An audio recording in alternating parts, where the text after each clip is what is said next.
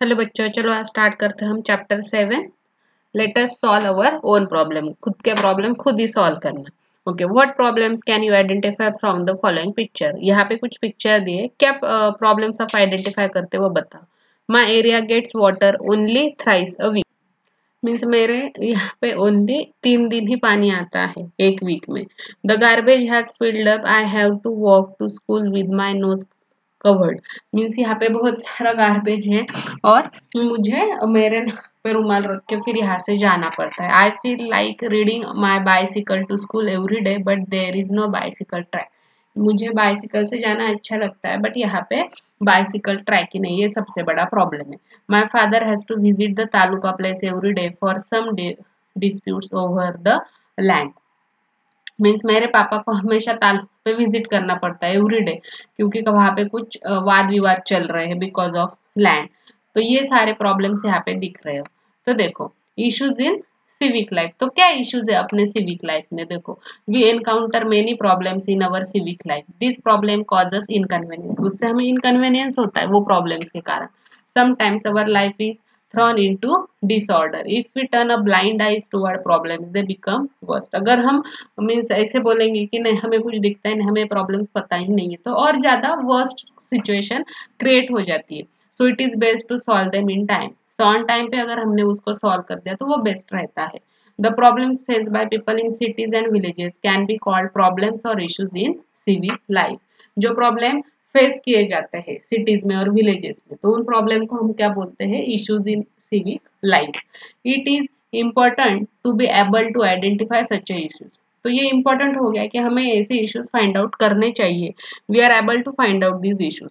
So one person alone can not solve such a problem, they can be solve through everyone's effort and cooperation. अकेला आदमी कुछ भी नहीं कर सकता, वो कोऑर्डिनेशन के बिना ये प्रॉब्लम सॉल्व नहीं हो सकते, इसलिए हर एक का एफर्ट इसमें जरूरी है। देखो, solving disputes arising over various issues in our town and villages can also be a problem. जो डिस्प्यूट्स रहते वाद रहते अलग अलग वजह से, तो वो जो बड़े बड़े सिटीज में, टाउन्स में, विलेजेस में, वो भी एक प्रॉब्लम ही है। The wellbeing of village is affected by constant disputes. It leads to loss of unity and obstructs the progress of the village. Means इससे क्या होगा? Loss of unity. जो लोग मीन्स ऐसे एकजुट होकर रहते थे, उनकी यूनिटी लॉस हो जाती है। इवन वो जो प्रोग्रेस है, वो प्रोग्रेस में भी हम क्या हो जाते, प्रोग्रेस नहीं कर पाते हैं। तो if the disputes are not serious, they can be solve locally by speaking to the parties involve. However, if the dispute is not solved in this way, it has to be taken to the appropriate bodies or the court. अगर issue solve नहीं हो रहा है, वो dispute solve नहीं हो रहे, तो वो एक अप्रोप्रिएट बॉडी की तरफ लेकर जानी चाहिए या फिर कोर्ट लेकर जाना चाहिए। देखो, do you know since in 2007 the Maharashtra Gandhi dispute free village mission is being implemented in our state. Free village mission means क्या? The aim of this scheme is that village should be able to solve their own disputes through peaceful discussion. Means एक शांति से discussion हुए और उससे वो जो disputes है वो सॉल्व किए जाए, ये इसका मेन एम था। This method of solving dispute increases the harmony in the villages. Means इसके कारण लोगों के बीच में अच्छे से संवाद होने लगे, कन्वर्सेशन होने लगा। तो ये मेन उसका एम हो गया। So villages which have solve their disputes by using this method also get a peace award। Means शांति अवार्ड मिल रहा है उन लोगों को जिन्होंने ऐसे डिस्प्यूट्स खुद होके सॉल्व किए। In cities mohalla committee head to solve the disputes. So problem solving. Have you heard about these attempts at solving problems? देखो, हिवरे बाजार करके एक विलेज है अहमदनगर डिस्ट्रिक्ट में, वहाँ पे बहुत ही बड़ा प्रॉब्लम था वाटर शॉर्टेज का। तो this problem was solve with the help and participation of villagers. तो बहुत सारे लोग आए एक साथ और उन्होंने वो प्रॉब्लम सॉल्व कर दी। The problem of animal feed was also solve. इनके कारण वो एनिमल को फीड का जो था वो नहीं मिलता, तो वो भी सॉल्व हो गया। नाउ हिवरे बाजार हैज लश ग्रीन सराउंडिंग। देखो, वहाँ पे अभी बहुत अच्छी हरियाली आ गई है। So many villages face water shortage. Find the reason for this and suggest the solution.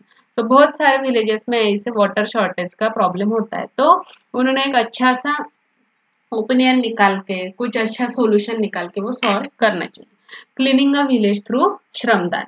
अभी देखो, एक people of Khudawadi which is the place in Osmanabad district. Osmanabad district में एक छोटा सा विलेज है खुदावाड़ी करके, तो वो पूरा क्लीन किया गया किसके थ्रू? श्रमदान के थ्रू। श्रमदान मीन्स क्या होता है? Means voluntary distribution contribution of labours. They decided that everyone should help in cleaning the village. तो हर एक ने क्या डिसाइड किया कि हमें सबको हेल्प करनी चाहिए अपना विलेज क्लीन करने के लिए।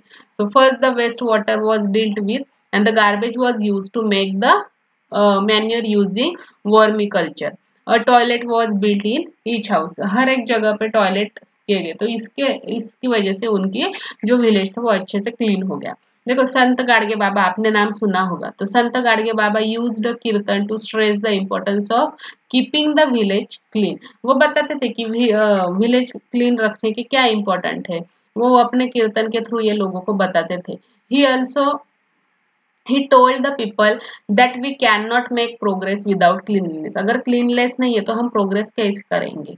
Education and self reliance ये सब नहीं है तो हम कभी भी progress नहीं कर पाएंगे, ऐसा वो हमेशा लोगों को बताते थे। He show people how to clean the village through his own actions. वो खुद साफ सफाई स्वच्छ करते थे और उस खुद के एक्शन से वो लोगों को बताते थे कि कैसे हमें क्लीनलीनेस रखना चाहिए। देखो Rashtra Sant Tukdoji Maharaj explain the importance of cleanliness through his Gram Gita. मिळवणी करावी ग्राम सफाही, नाली मोरी ठाई ठाई, हस्ते पर हस्ते साफ सर्वही, चहूकडे मार्ग। तो ग्राम गीता में खुद उन्होंने ये लाइंस लिखी है कि मीन्स क्लीनलीनेस ना क्या इंपॉर्टेंस है वो बताते थे। तो देखो ये संत गाडगे बाबा थे और ये तुकडोजी महाराज है। So newspaper carry several articles about the श्रमदान. Collect these articles, discuss the things that can be achieved through it. तो आप वो जो आर्टिकल्स है वो कलेक्ट कर के रख सकते हो। अभी देखो आप ये बता सकते हो क्या? Can you tell, do you think that there should be a group of peace keepers in your school? आपको लगता है क्या कि पीस कीपर्स रखने चाहिए in our school? Okay, next है what criteria will you use to select this peace speaker? आप क्या क्राइटेरिया रखोगे वो सिलेक्शन के लिए? Which rule will you include in the rule book of this peace speaker? जो पीस स्पीकर रहेगा उसके कौन से रूल्स आप रूल बुक में इंक्लूड करोगे? What method should peace keepers use to solve your disputes? अगर कुछ डिस्प्यूट्स आते हैं तो उसको सॉल्व करने के कौन से मेथड आप रखने वाले हो? How do you understand that disputes can be solve peacefully? आप कैसे अंडरस्टैंड करोगे? आपको कैसे समझेगा कि ये जो डिस्प्यूट है ये पीसफुली शांति से सॉल्व हो सकता है?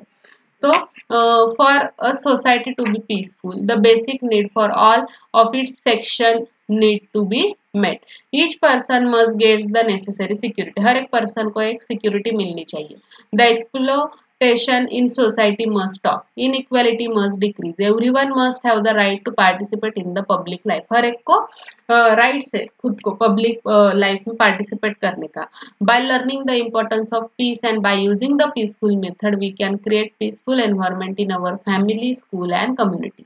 इसलिए पीसफुल रहना बहुत ही जरूरी है।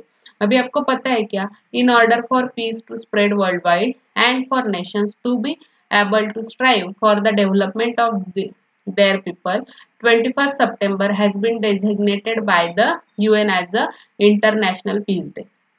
अंतरराष्ट्रीय शांति दिवस 21 सितंबर को सेलिब्रेट किया जाता है। On this day in New York, where the United Nations have their headquarters, a bell is rung at 10 o'clock in the morning.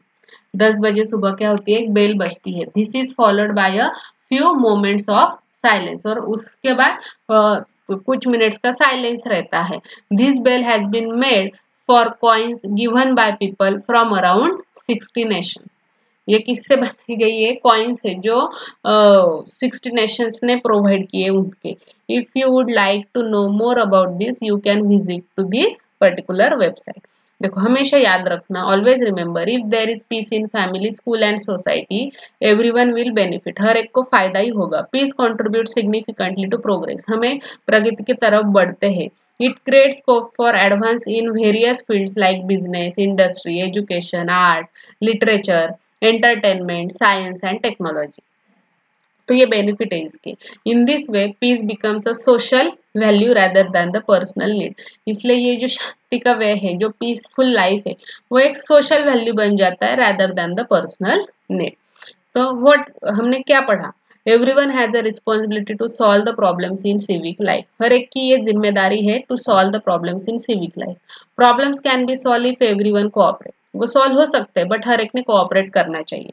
Dialogues and discussions can help to solve the dispute. Disputes can be solve peacefully. शांति से भी solve हो सकते हैं। If there is peace in the family, school and society, everyone benefit and peace is a social value. तो इस तरह से हमने देखा कि हम खुद के प्रॉब्लम खुद कैसे सॉल्व कर सकते हैं। ये हमने इस चैप्टर से आज पढ़ा। तो ये आज यहाँ पे हमारा चैप्टर 7 कंप्लीट हो गया है। Thank you.